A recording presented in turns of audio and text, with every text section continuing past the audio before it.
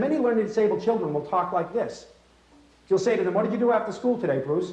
Well, we went to, what's his name? He's big, and his father had to be, and he used to play, well, he always wears green, Mike. And then we got, we went in a big, it wasn't really like it wasn't like a bug at school, but it was big, but it was kind of, like a minivan. And we played, it was kind of, well, it wasn't really big, it was kind of like baseball. No, because there were no bats. It couldn't be, and you think, you think, why did I ask you this? I don't need all this information. Because many learning disabled children suffer from something called dysnomia. Dysnomia is a word-finding problem. It's that word in the tip of your tongue phenomenon that we all have 4 or 5 times a day. Happens to the LD kid hundreds of times a day. In order to understand this, we have to understand a little bit about how the brain works. The human brain has 2 functions. One is storage, and the other is retrieval. It's an amazing system, an absolutely amazing system. Right now, for instance, I have millions of pieces of information in my storage system. I know my wife's maiden name, I know my kids' birthdays, I know my social security number, I know my home address, my phone number, my zip code, I know who does the CBS Evening News. And if Jody comes up to me and says, "Rick, what's your zip code?" my retrieval system runs into storage, takes out the card that says 06831, I give Jody my zip code, and then it goes back in the same place until I need it again. It's a wonderful system when it works. But what happens with learning disabled children is that there is a problem between storage and retrieval. They can't get the information out. And many times they will get it out, use it, and then put it back in the wrong place. So when they need it again, retrieval goes into storage and they can't find the word they're looking for. You see, everything that you do in your life is one of 2 kinds of activities. Everything you do in your life is either an associative task or a cognitive task. Now, what is the difference between these 2?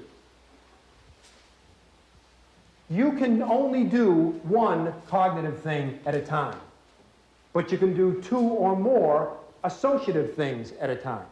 Because you can drive, which is associative, and talk, which is associative at the same time. So you're driving, associative, you pick up your kids at school, you've got your 3 children in the back seat, you're driving associative, talking associative, driving associative, talking associative.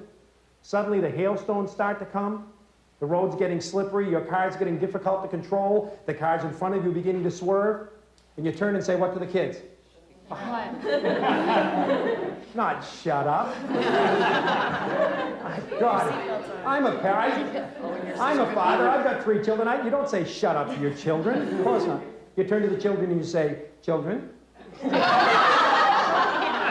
You say children driving, which had previously been an associative experience. Isn't that what you do? No, you say, "Shut up, I've got to drive you," okay? In other words, you can only do one cognitive thing at a time. For children with dysnomia, speaking is not an associative process, it's a cognitive process, and they can only do that. Imagine the difficulty this presents for a child who's trying to take notes, who's trying to listen and write at the same time.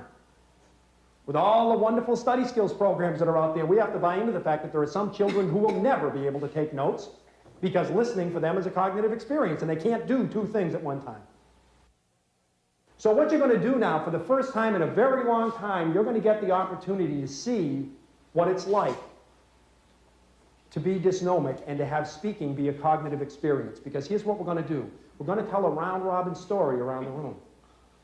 I'm going to give a sentence. I'm going to call on other people to give sentences. They're going to give sentences, and I want nice, long sentences, and I want each sentence related to the sentence in front of it, so it tells a good story all the way around the room. Let's begin with Kelly. I'll start. The boys went to the beach on a sunny day. Go ahead, Kelly. And they made sand castles and drank soda and watched the waves. Not a novel, Kelly. Just a sentence would be fine. Karen? Go ahead, Karen. Started to rain and they went home. Okay, now they're going home. Okay, Karen? When they got home, they were so bored they had to go out and get a video. Okay, Lee. Now they've got a video. They sat in front of the TV and ate a snack. Okay, Maria? The video machine broke and it got stuck. Okay, Tom. So then they took the machine back to the video store to get it fixed. Ann. And then they got there and the store was closed.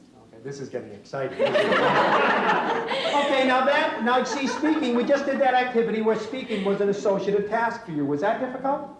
Not particularly, no. But now let's make it cognitive. Now what I'm going to do is make you go through what learning disabled children with dysnomia go through. Now I'm going to make the English language a cognitive experience for you, because now we're going to do the same thing, except I'm going to add another rule. And that is that you can't use any words that contain the letter N.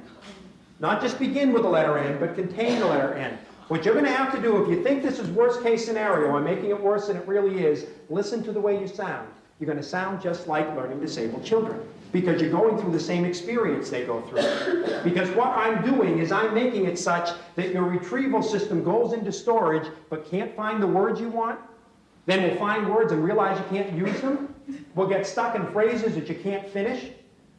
You're going to go through what LD kids go through. Now, I want everyone nice and loud. Again, good sentences, long sentences. Don't start thinking of sentences now, because they've got to be related to the sentence in front of it. No generic sentences, okay? Here we go. The boys went to the beach on a sunny day. Lee. They ate treats. They ate? Treats. They ate trees? Treats! Treats. They ate treats. Stephanie. Now they're eating. Remember, 2 lessons here. The treats had Quickly, a Stephanie. lot Quickly. of sugar. The treats had a lot of sugar. Yeah. After they ate, they swam. Jane. Remember, 2 lessons in this activity. Water was very warm. Okay, now quickly, let's go. Tom? Water. Quickly. fell. Here's a teaching tip, by the way, for you teachers. If an LD child is having trouble thinking of a word, snap your fingers, tap your feet, and remind them that everyone's waiting. That really helps. Come on, Tom, let's go. Water fell from the sky. Water fell from the sky. Ann. Remember, we have 2 lessons here. Ann. Nice and loud. As the water fell from the sky. Go ahead, Ann. The water became deeper. Okay? Rita. They went home. I'm sorry, Rita. They went home. Okay, class. Okay, remember I told you there were going to be 2 lessons? We just had our first one. I may believe I didn't hear the N in the word went. Raise your hand, please, if you turned Rita in. Raise your hands. Everybody, hands up, up. Maria, up, up. Let's take a look at this. You people have been learning disabled for 1 hour. You've already begun to develop one of the most unattractive traits that people complain about learning disabled kids. So many times parents and teachers will say to me, if he minded his own business as well as he minds everybody else's, he'd be fine. If anyone at home makes a mistake, he's the first one to call it to everyone's attention. Is that true for the LD kids you work with? You bet it is. Because if you take a bright person and you make it such that they can't learn, it becomes an obsession with them to convince themselves and everyone else that they're not the only ones that make mistakes. So there are 2 lessons here. One is that you are very quick to turn each other in after 1 hour of a learning disability. But the second is, how difficult is it to talk this way? It's very difficult. Let's keep it going. Carol, now where did you have them? We'll let them go home, Carol. Now they're home. Go ahead. They were tired, so they went to... Sorry. Steve, now Karen went after you again.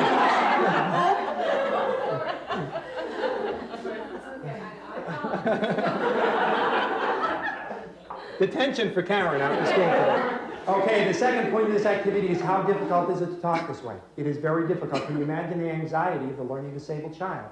What could I have given you that would have made this easier? What could I have given you? Time. What if I gave you time? What if I said, I want a group of you to sit here for a half hour, take a piece of paper, and write a story about boys at the beach, but you can't use any ends? Could you have done that? Yes. Yeah.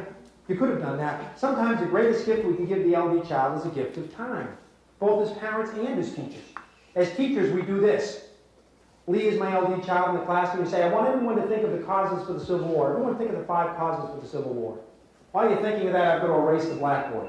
So I erase the blackboard. What I'm doing is I'm giving Lee 4 or 5 seconds to come up with some answers.